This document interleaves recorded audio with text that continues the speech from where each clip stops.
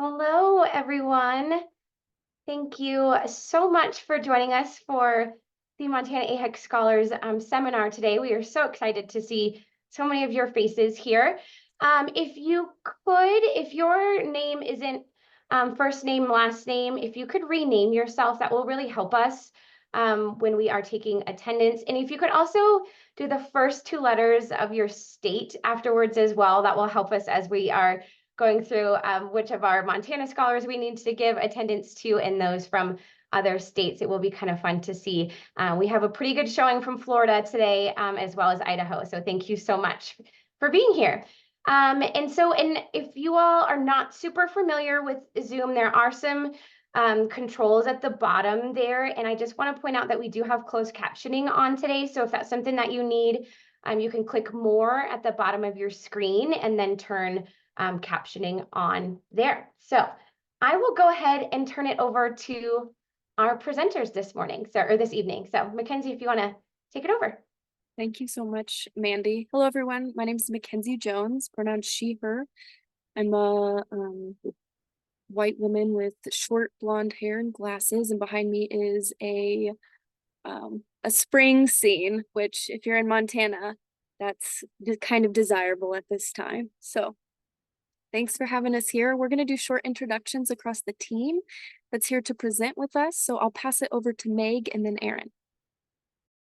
Thanks, Mackenzie. I'm Meg Tracy, and I'm a University Montana research professor. My pronouns are she, her. I'm a white woman wearing a gray turtleneck today. I have long brown hair, and my background is a spring photo from the eastern front of the Rocky Mountains. I'm going to turn it over to Aaron. Hello, everyone. I'm Erin Bly. I'm the health education specialist here with the state of Montana. I am a white woman and I have my hair pulled up. My hair is brown and gray at the moment, and I'm wearing a gray cardigan over a black and yellow undershirt. Thanks again for being here today. We're excited that everyone is on this night. And I will pass it over to Alice. Hi, I'm Alice Deshay. I work at Ability Montana, which is an independent living center here in Butte, Montana. My pronouns are she, her. I have dark hair, spiced with a little peppery gray, and I'm wearing an orange hoodie, and my background is a blurred portion of my room at home. Thank you. Thanks, Alice. Stacy, do you want to introduce yourself? Hi, my name is Stacy Johnston Gleason. I'm from Ronan, Montana. I'm a Special Olympics athlete and a disability advisor for the Montana Cancer Coalition. And I am a white, middle-aged female with gray hair, and I'm wearing a blue t-shirt and a white background. Thank you, Stacy. Yes.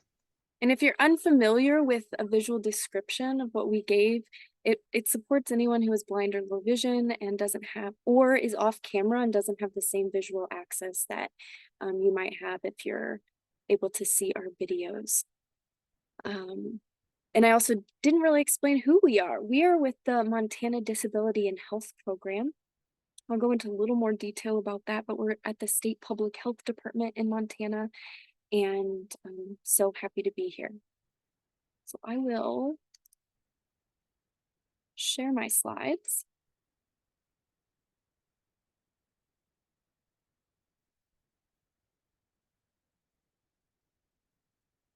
What is the Montana Disability and Health Program?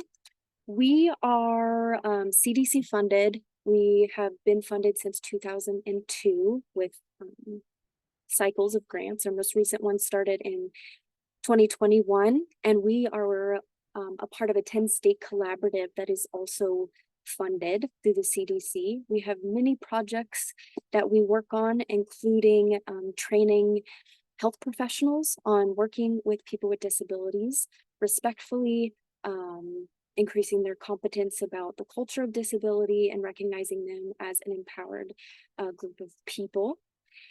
We connect people with resources in the community. Specifically, Meg is going to go into detail about the Centers for Independent Living and some of our partnerships, who they are and why they're such an important non-traditional public health partner.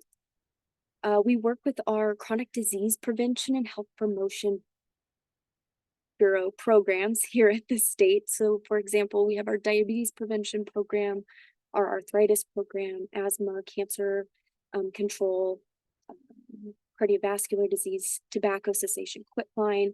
We work with all of them to increase inclusion and accessibility within their programs so that they're reaching people with disabilities and meeting their needs to support health. And then with our other community partners like the Centers for Independent Living and other disability organizations, we support them in implementing health programs as well as making environmental changes that lead to a more accessible, inclusive community for all of us to live in. And then as Meg mentioned, she works at the University of Montana Rural Institute for Inclusive Communities, and she'll describe that a little bit more during her presentation. So lots of partners that we reach in the work. We can't do our work without them.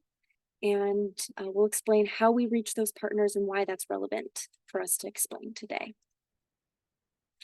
So as a part of the 10-state collaborative, if you do live in these 10 states, you are a part of a state with a disability and health program, including Montana, Oregon, Utah, Missouri, Georgia, Ohio, Michigan, New York, New Hampshire, Massachusetts. And I know there were a couple states that are not from Montana on today, so welcome. But we are also a resource if your state does not have a disability and health program. So if you have questions after this presentation, please feel free to reach out. And this is an image of the United States with those 10 states highlighted. And then just to give a description a little bit more, if you're unfamiliar with what is disability and health, we recognize disability as a community of people. So people with disability experience health disparities and health inequities, and our role is to break down those barriers and identify solutions to support people with disability in the community. We aim to increase health and wellness opportunities with and for people with disabilities. That means collecting more data, providing education, making those environmental changes, as well as policy changes that lead to sustainable inclusion of people with disabilities in the community. And so, as I mentioned, one of our big projects right now is to train health professionals of all kinds on inclusive healthcare. And so I'm going to turn it over to Erin, and she's going to introduce this training. Hello, and thanks, Mackenzie. So the responsive practice training, and hopefully you received the links from Mandy beforehand, but this is a training that we're currently promoting with that 10-state collaborative. And what is responsive practice? So it's culturally competent, person-centered, accessible care. We are promoting this training to enhance healthcare providers' ability to deliver disability competent care that is accessible to people with intellectual, mobility, and other disabilities. There are 2 modules. So Module 1 focuses on providing healthcare and screening to individuals with disabilities. Module 2 is focusing on accessible and adaptive communication. Both of them combined take about 1.5 hours of virtual self-paced training, and there are CEUs available. So I know you're all excited about that portion of it as well as learning more. In this picture is an individual loading onto a van, and part of that is accessible and adaptive communication and getting to our care. So the quote reads, "Responsive practice builds on knowledge that providers already have and identifies opportunities to maximize wellness for individuals with disabilities." And that was from Kimberly Phillips and one of the training co-authors. Next slide, please. So today we wanted to just give a wrap up, and if you haven't had a chance to take the training, at the end of the presentation, we are going to provide those QR codes or links for the trainings as well. So some takeaways from the trainings. First of all, you don't want to presume that patients with disabilities are competent to understand, communicate, and participate in their own care. So we want to presume that patients with disabilities are competent to understand, communicate, and participate in their own care. We want to utilize alternative methods of communication. So that might be meeting with the patient beforehand, that might be large print forms, that might be utilizing a cognitive interpreter. All of those methods of communication can help for the appointment. We also want to offer scheduling by multiple modes. So again, that could be using a cognitive interpreter, that could be over the phone, that could be via email. All of those modes, again, will help the patient. We want to make sure to ask about those accommodations before the visit so that we're not taking time away from that visit, but we will know beforehand what the patient needs to make that visit successful. And I already mentioned this before, but have those intake forms in multiple formats and maybe even providing those intake forms beforehand so that the patient has time to review the forms, to go over the forms, and have an understanding of the forms. The training also covers to allow for additional time. This is both for the patient as well on your end.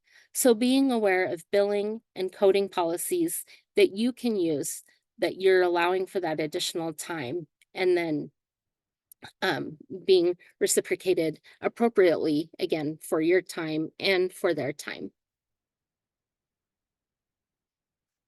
Making sure that we're focusing on the patient. So communicate with the patient first. Even if they have a support person with them, making sure that we're making that eye contact and communicating with the patient. Even maybe asking the patient if it's okay if that support person stays in the room during the visit.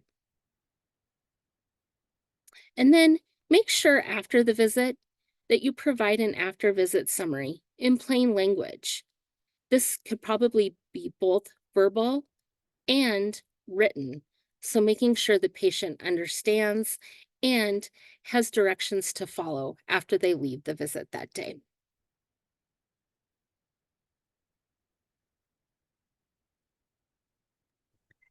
Thanks, Erin. A lot of these recommendations have come from the disability community. And for those on today's Zoom meeting unfamiliar with the disability rights movement, I just want to point you to an article written in the New York Times by Julia Carmel in 2020, the outline of 16 moments in the fight for disability rights.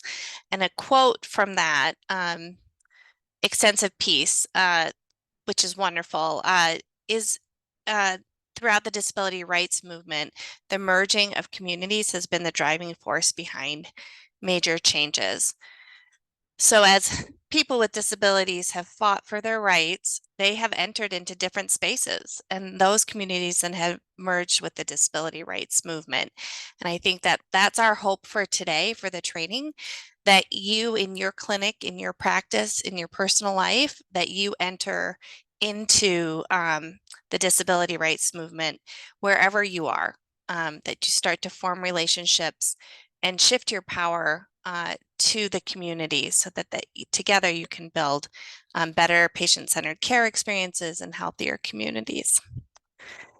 Next slide.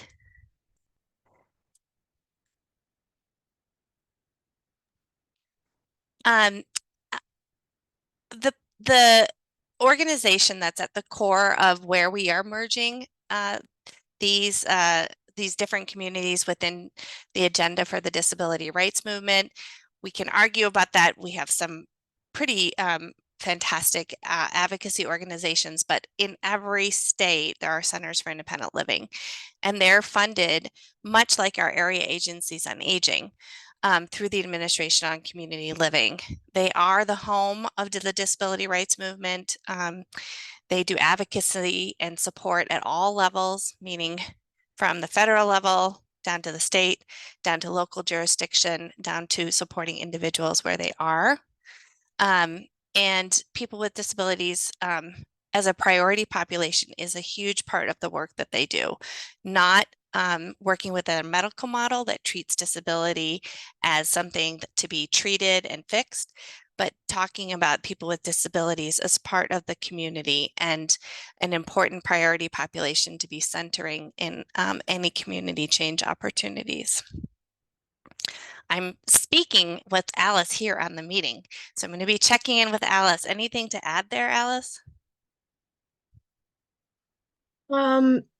Well, I think it is interesting to note that they are in every state, and they're a hub for anything that you need to do with disabilities. Advocacy, you're making your town accessible, helping people find housing. It's just profound, the amount of help and support you can get through an independent living center. Thanks, Alice. Things I've learned from folks like Alice are that they are consumer-driven organizations. More than 50% of employees are people with disabilities. More than 50% of the board are people with disabilities. Nobody needs to prove they have a disability. This is part of having disability as an identity. One of the things that we're always clarifying anymore, because long-term care as an industry has kind of stolen the independent living word, that phrase. We're constantly trying to say, no, we are not an assisted living facility. Centers for Independent Living are that resource hub that Alice talked about. If you want to find the Centers for Independent Living in your state, there is the Independent Living Resource University CIL directory, and we'll provide that link to you. And importantly, it's a fabric of organizations that the Administration on Community Living funds: the aging services, the aging and disability resource centers. I'm at what's called a University Center for Excellence in Disability Education, Research, and Services. There are your state DD councils. There are your disability rights organizations and other entities that form this rich network of organizations. But I just really want to bring forward that it is the CILs that are disability led. They are people with disabilities, and it is an organization where there is no mission drift. The values of the community are inherent in the work that they do because of how they are organized. Next slide.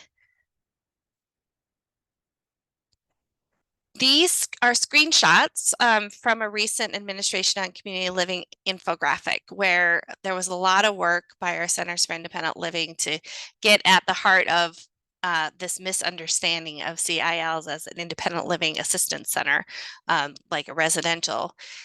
We've really started to use community living. So what do CILs do? They really support community living and make it possible.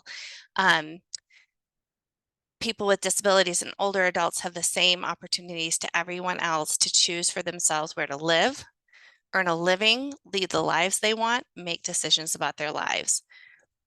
And why community living? It's because what people prefer. Most people want to live in the communities of their choice, in their homes, with their friends and families.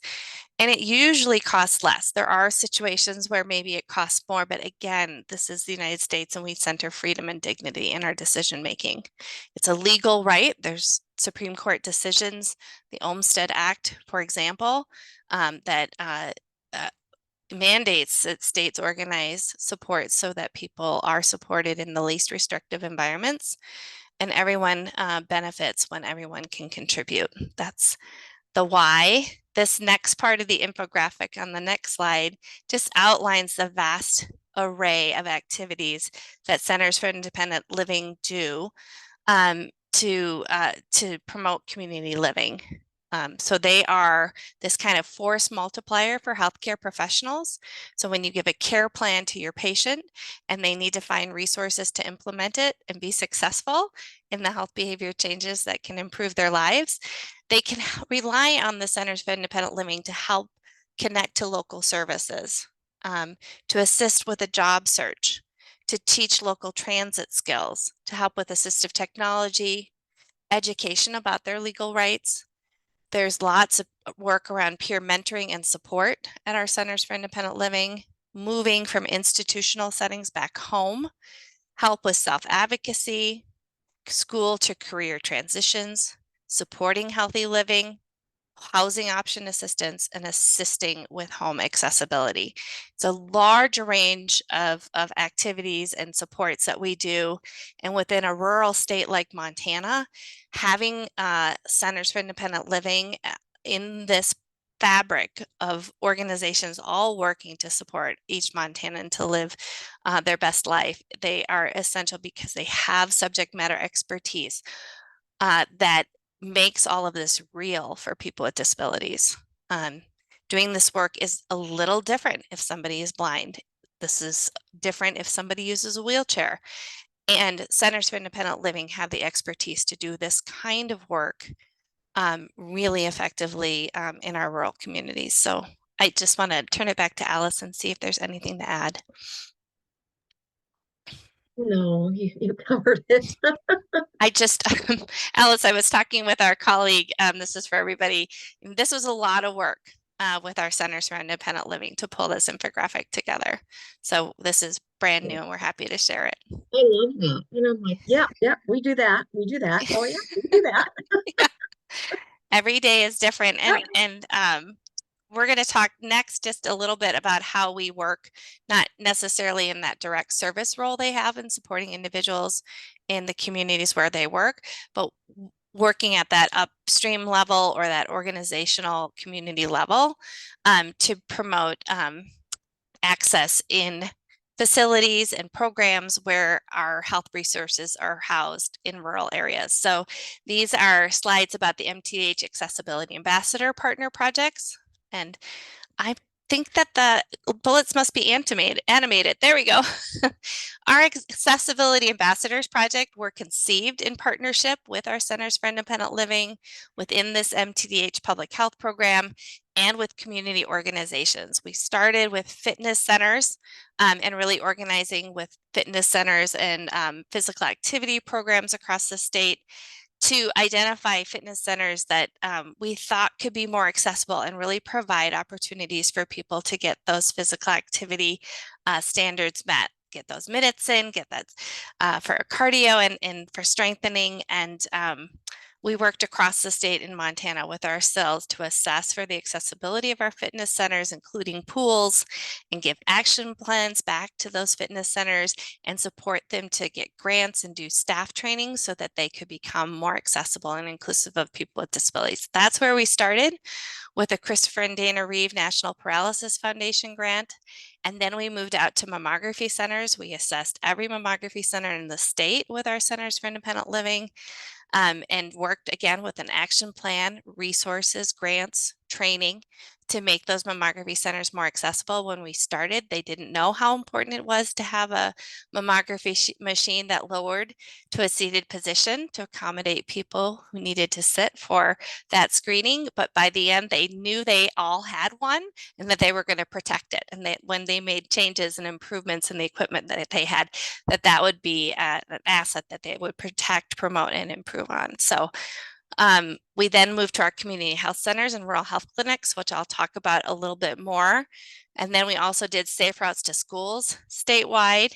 Again, looking at the accessibility of our active transportation opportunities. How do people get those incidental physical activity minutes? Could our students and family members and staff who use active transportation to get to school and other places in the community all have equal opportunities to get that incidental physical activity, to be together in the community, raising our heart rate, strengthening our balance and legs, and just enjoying the green and nature of Montana.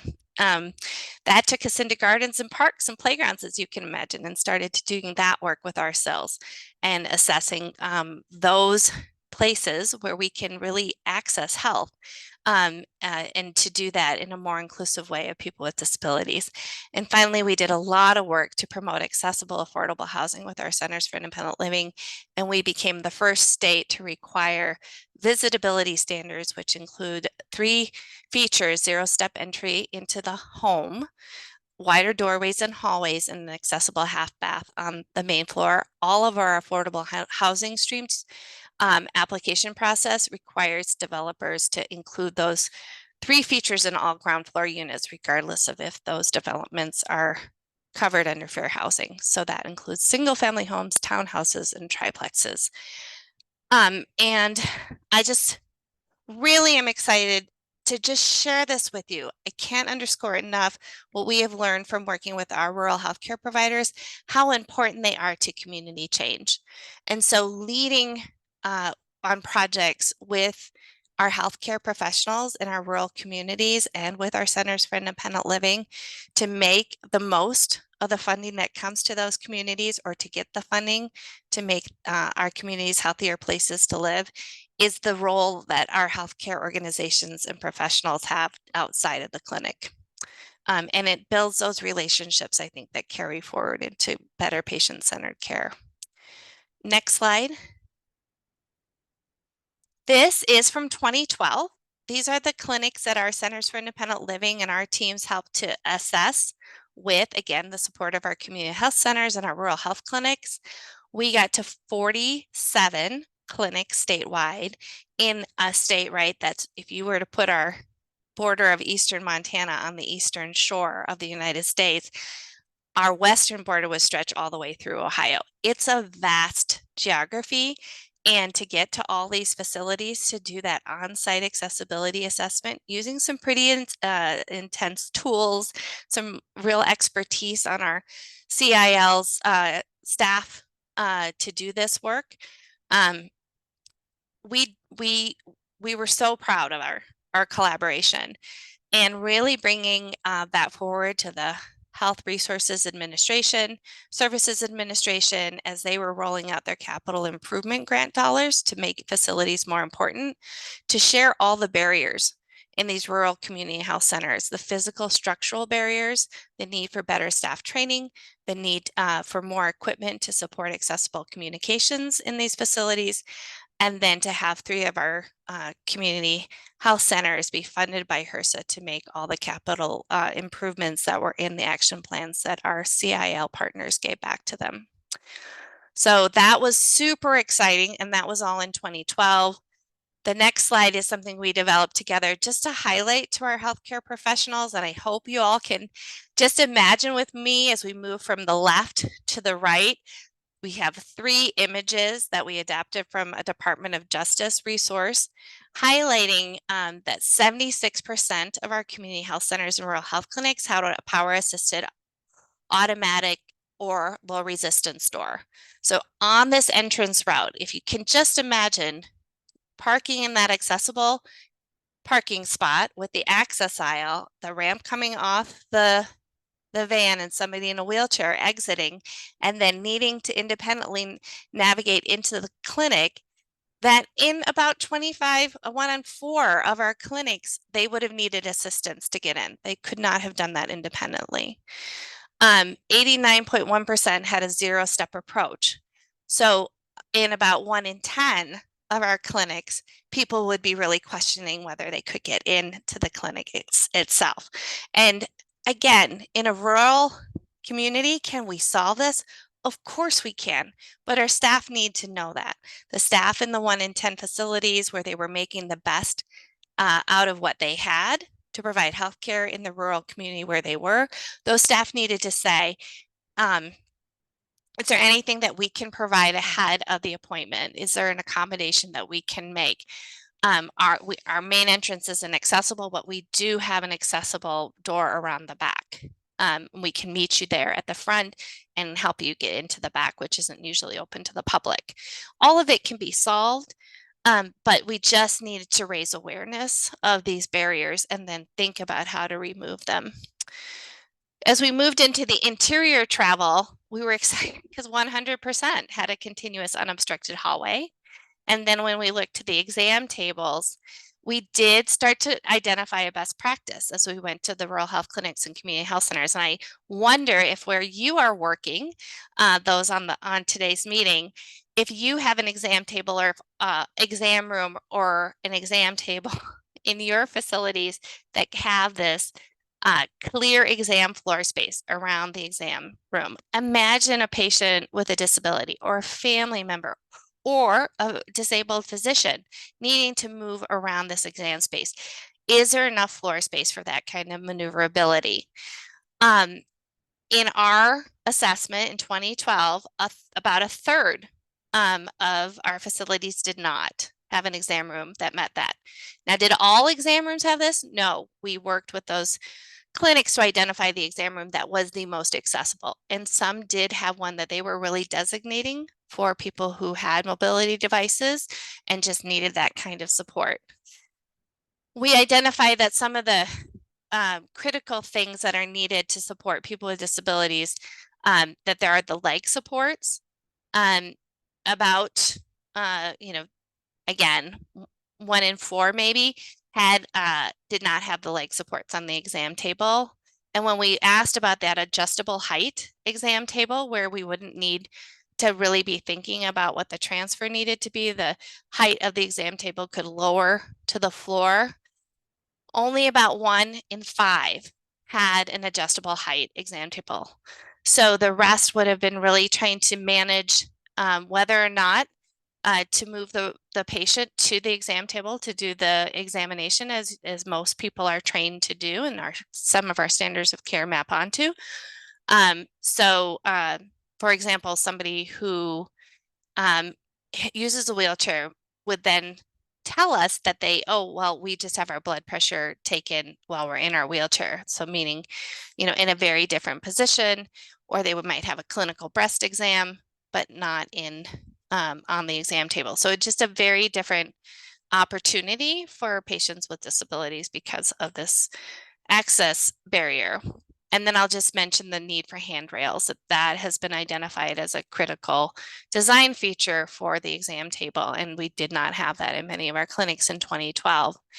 After 2012, we did have the ADA Access Board organized with a mandate from the Affordable Care Act to develop what we call the diagnostic screening guidelines for accessibility.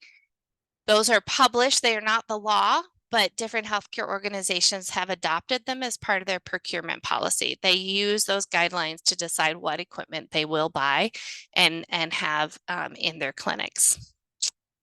So just inviting you guys to be thinking, if you haven't done this, to invite your Center for Independent Living to just move through the space together and really be thinking about what are the immediate things that might be fixed. A lot of times there are just like planters that are put in front of the automatic door opener, or there's a door tension that can be loosened to make it easier to open.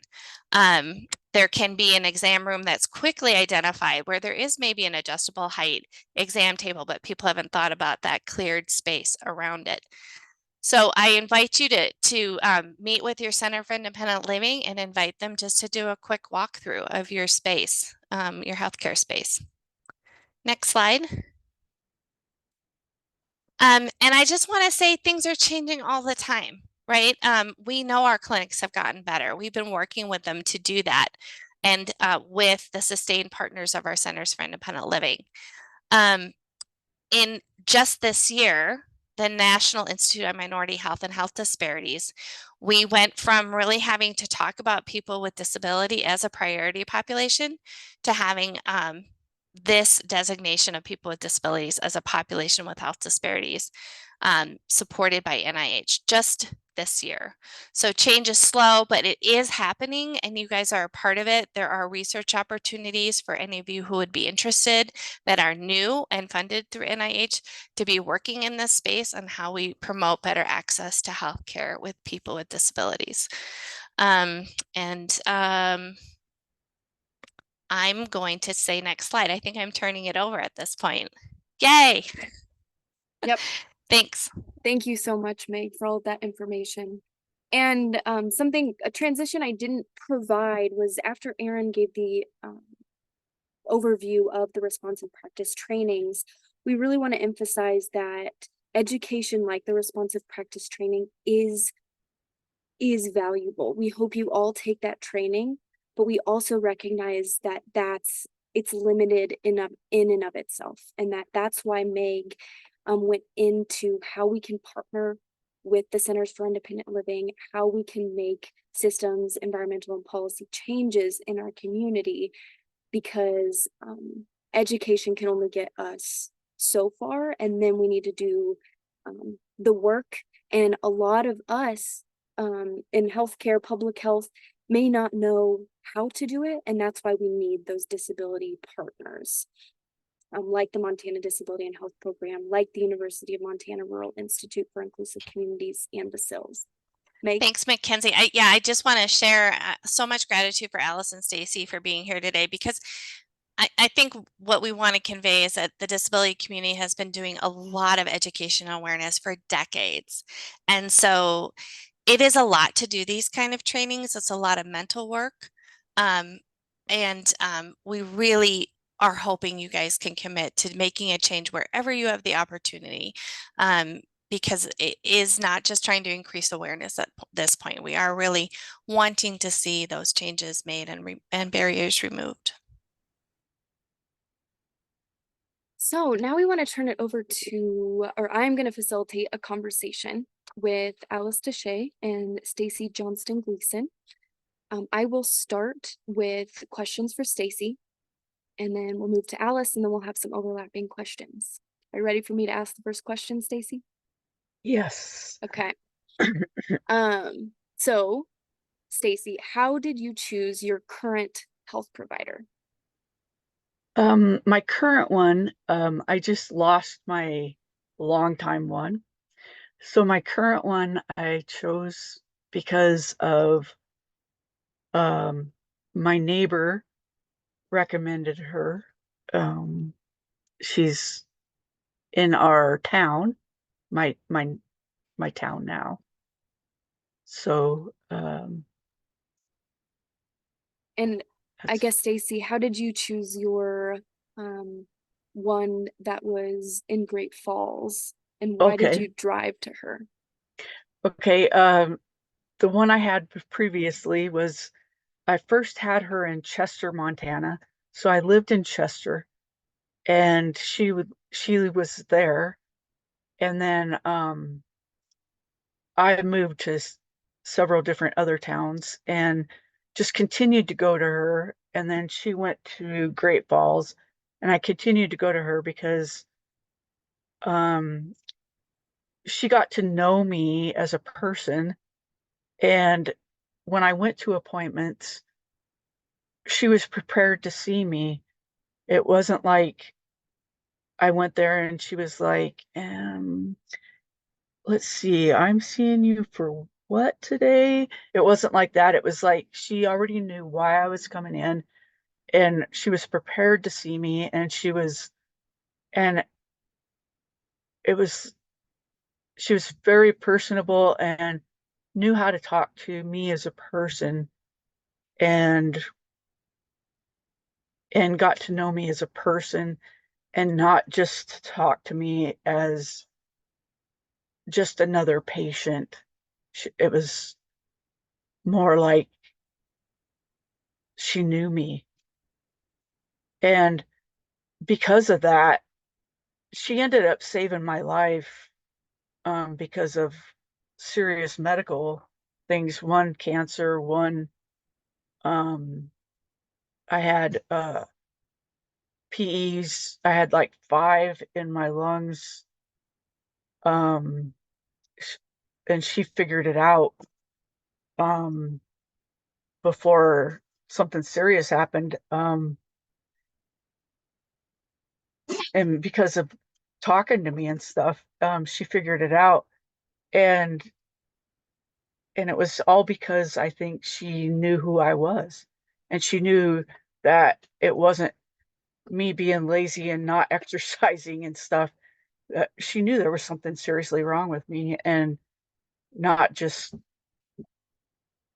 you know, and so and that's why I traveled 4 hours and over 2 passes to see her, because I she respected me as much as I respected her. Thank you, Stacy, and I'm glad you have found a provider in your town now. Even though I Yeah, know I it's was it's a loss to yeah, not it was a have. big loss, but I'm I'm I've only seen the new person twice, but I think it'll work out. She's she's a young person, but she's a lot like the last person. I think she really is a very caring person, and is one a lot like that. Thanks for sharing that, Stacy. And you have a Yeah, couple shout outs in the chat thanking you for sharing yeah, part of your story. A follow-up, I know you and I talked about an assumption that I had made when we were talking was that like a provider needs to give you time to ask questions. And you said, on the contrary, the provider needs to ask me questions. yeah. Um, I I don't know what questions to ask, or um a lot of times, um s or I'll forget, I get all nervous and I'll forget. So my provider, she actually asked me a question, and that's how we found the cancer, is because she asked me a question and I'm like, "Oh," the question was, "Do you have blood in your stool?" And I'm like, "Oh, well, yeah." And she's like, "What?" And I had no idea that was bad. And she's like, "Well, we need to do some tests." And I ended up having cancer. And had she not asked me that, I would have not known to tell her that. I would have not known that there was something wrong. And for her to ask me that, and for me to feel comfortable telling her that, because she knew how to ask me, I guess. So we caught the cancer uh very early, so I didn't have to have any other treatments but to have it removed. So I was very fortunate. Thank you, Stacy. Yeah. So I'll come back in a couple minutes to ask you another question. I'm going to turn it over to Alice. Um, so Alice, how, with your experience as an independent living in working with the Centers for Independent Living, as well as personally, how can the physical space impact your healthcare experience? First of all, it needs to be accessible for me to get in. Sometimes I can't walk and I need to use a wheelchair. So if it's not wheelchair, get there. I did have a physician at one time in Missoula, and it was a day I could walk, and there were Alice, stairs. I apologize to interrupt. I'm getting an in and out of sound. I'm not sure if your microphone can be closer to you. Okay. Can you hear me now? That sounds good. Thank you. Okay. So I was seeing a physician in Missoula, and I was able to walk at the time.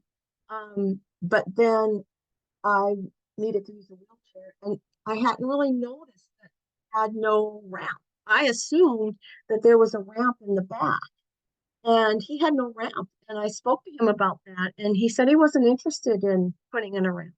And so I stopped going to him because I couldn't get in. So it's important that the medical facility, so a wheelchair or mobility device that you Thank you, Alice. And what does, and you alluded to this, you discussed it a little bit. What does an accessible space look like for you? doors that have things, Alice, they, I'm not sorry. I don't know what's you were sounding great earlier. yeah, um, and I didn't do anything. You sound good now. Let's just keep Okay, trying. doors that have push buttons are very helpful, because if you're in a wheelchair, it's really hard to open a door because you have to have one hand on your device, on your wheelchair, and then you have to pull back on the door. So it's very difficult to get in and out. Wide enough doors, hallways that are wide enough, exam rooms that are wide enough so you can get in with your wheelchair and turn your wheelchair around if necessary. Ramps in the parking lot so you don't have to deal with a step, get up onto the sidewalk. No steps at the entry, because if you're in a wheelchair, you can't get up a step, even if it's 2 inches. You can't get in.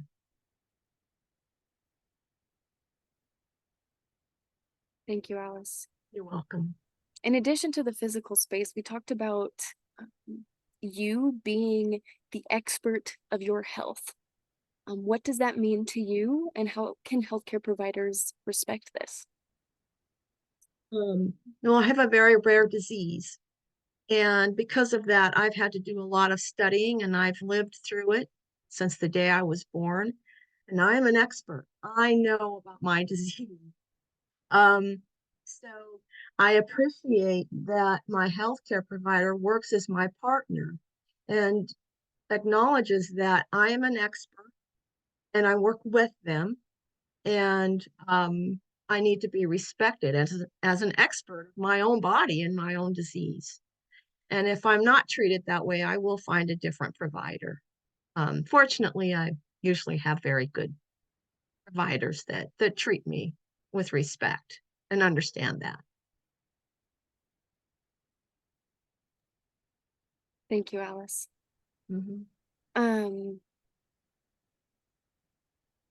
If you, I'm going to ask both of you if there's anything else you'd like to share about what does your health provider do to make you feel respected and comfortable. If there's anything else you want to add. Asking questions, like Stacy said, taking an interest in asking questions is really important because that helps them make a diagnosis and provide better care. And also not having preconceptions, like not coming in with an attitude that they know more and you don't know anything. And so they don't really investigate. That can cause some really poor medical decisions. Alice, we're going to try it again, just me talking and then you talking and then saying that last sentence again. Oh, I think it's really important that the healthcare providers don't have preconceptions when we come in, and to be open to what we're saying, asking questions, and not assuming that they know everything, because sometimes the patient knows a lot more and maybe has something to say that will help you make a decision on care. Thank you, Alice. Stacy? Just that we're more than our diagnosis. Yeah. Do you want to expand a little bit on that? And I can if you want me to. Yeah, go ahead. And Meg might have more to say too. When Stacy says that, I imagine that she's saying I'm more than my specific disability. When I come in and share information, it probably is not about my disability. It's about my health in other ways and my desire to be active and to eat healthy and to live in the community. And to not make assumptions based on my disability when I walk in. Really treat me as a person like you would treat anyone else, and respect me that way, communicate with me that way. May I Stacy? say something? Yes. Sometimes, when you have a disability, the medical care provider wants to blame everything wrong with you on that disability. And sometimes it's not that particular disability that's the problem. You could have a different problem. And so that's something you have to watch for, because it's easy to just say, well, that's your disease. Well, and again, as an expert, you can say, no, I've had to say, it's not my disease. I know my body. I've had this disease since I was a child. This is not my disease. There is something different wrong. And sometimes you really have to make that point, because they do want to just say, well, it's just your disease. And then you miss big things if you do that.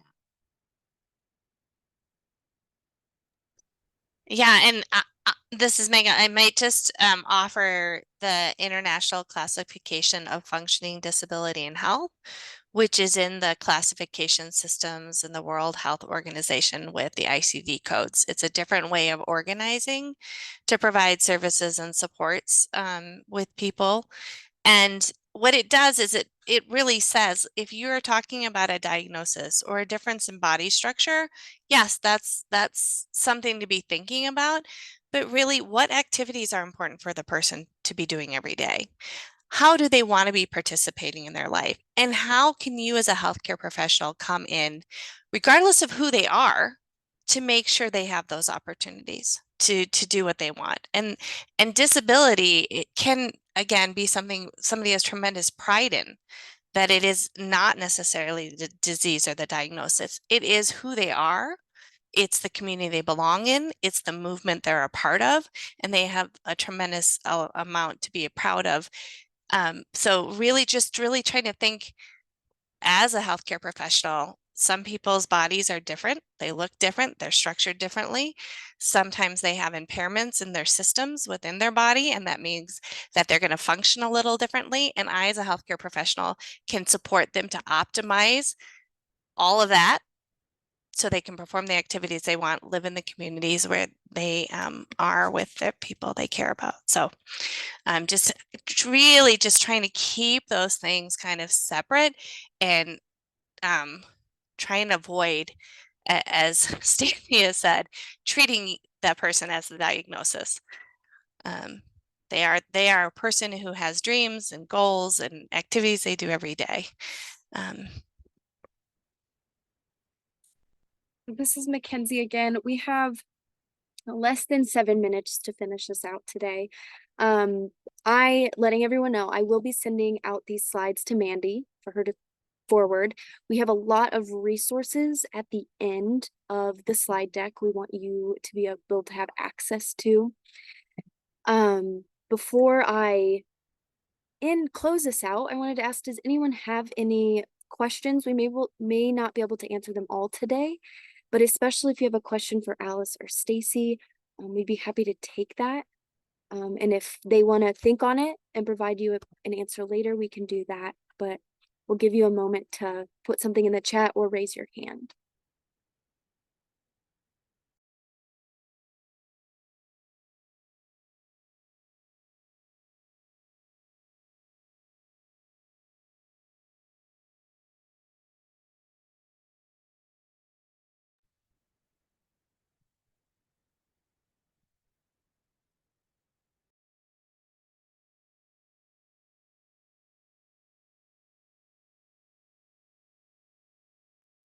Yes, Sarah. Hi, everybody. So thanks guys for sharing all of that. That was really helpful and informative. Have there been any resources that you found really helpful when seeing your provider, and what would those be Sarah, are you when asking navigating healthcare? from the perspective of a person with disability? Correct. That's a great question. I'll ask Alice and Stacy first if they have run had anything that supports them in advocating in a healthcare setting? I think the primary thing is having an open person that you're seeing. So they're open to accommodating is the number one thing. An open attitude is the number one thing that's important, because if you have an open attitude, anything can be possible for the patient to come in. Yeah, I agree. Thanks, Stacy. Thanks, Alice. I know we might have some resources on our webpage. Meg, we can share those later. I don't know if anything comes to mind. Yeah, absolutely, Sarah. These are such great questions, and supports differ across the life course, right? So supports you might need as a young person into working, with a pediatrician into adult healthcare, and even having supports to help make that transition from a pediatric care home to adult care. That's all lots of different resources and supports that have been organized, including different health passports, trainings for youth so that they can get ready starting early to be managers of their own care plan and be working with a complex care coordination team, finding that adult provider who's going to take over for the pediatrician. I would say again, our Centers for Independent Living as a hub usually can, be a good source for information and referral. We support a program called Living Well in the Community, which is a 10-week course that people with disabilities can take to help get some of their health goals organized into why are we healthy? It's because we want to be leading more full lives, reaching those meaningful life goals.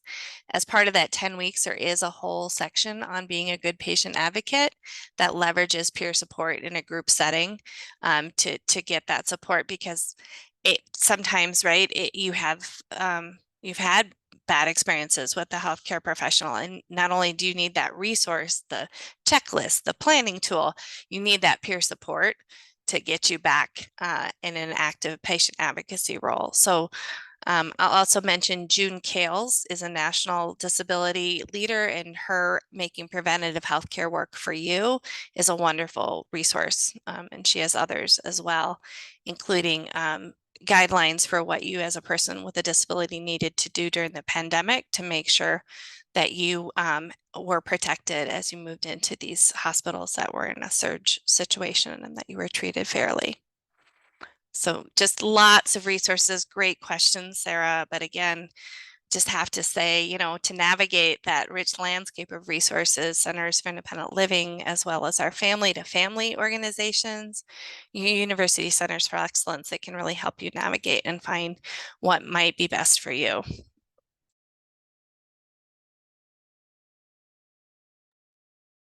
Thank you so much, Meg. Great question, Sarah. Feel free to put more questions in the chat. We will collect those. I'm gonna pull up our final slide with our contact information. We can also share that with Mandy. Oh. There we go.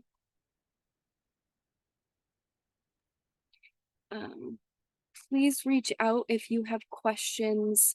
We have resources on the PowerPoint with the links to the responsive practice training, which goes into more depth from what Erin described. We have, if you are a health provider of any background interested in really focusing on disability care and getting into that specialty, there are LIND programs. So I have added a slide about that, inclusive disaster training, as well as many resources to find more information about disability inclusion and accessibility in the work that we do. To end us off, I wanted my team to just say one thing. If you wanted, in very brief, if there was one thing for everyone on this call to remember today, what would it be? We'll start with Alice. Watch your preconceptions and your belief systems. Thank you, They get in Alice. the way. Stacy, one thing for everyone to remember? get to know who you're talking to. Thank you, Stacy. Meg, do you have any one thing? Just promote the availability of accommodations, whether it's closed captioning, ASL interpreters, note takers. People with disabilities need support to have access to effective healthcare, and we need to be in a yes and mode in taking accommodation requests. Thank you, Meg. Erin? Just thank you for the opportunity to join you all tonight. And yeah, I would like to just reiterate the fact of making sure you get to know the whole person and really asking those questions, because as Stacy mentioned, sometimes that one question can make all the difference. Thank you so much, Erin. And my thing is partner with your Centers for Independent Living, find who they are. And we're also here as the Montana Disability and Health Program. So with that, I will pass it back to Mandy to close you out. Yeah, thank you all so much, Erin McKenzie, Stacy, Alice, and Meg. We really appreciated all of your insights today. Just a quick reminder, if you're part of the Montana program, we will log your hours for you. So you do not need to do that. Emma and I will take care of that for you. And if you are from a program outside of Montana, thank you again for joining us. I have your contact information and your AHEC Scholars Coordinator information. So I will be letting them know that you attended today and to able to award you hours in your own state. But I will make sure I have everyone's email, so I will follow up with the slideshow and the resources sometime later this week. So thank you all so much for being here. Thank you. Thank you. Thank you so much. Yes, thank you. Thanks, Mandy.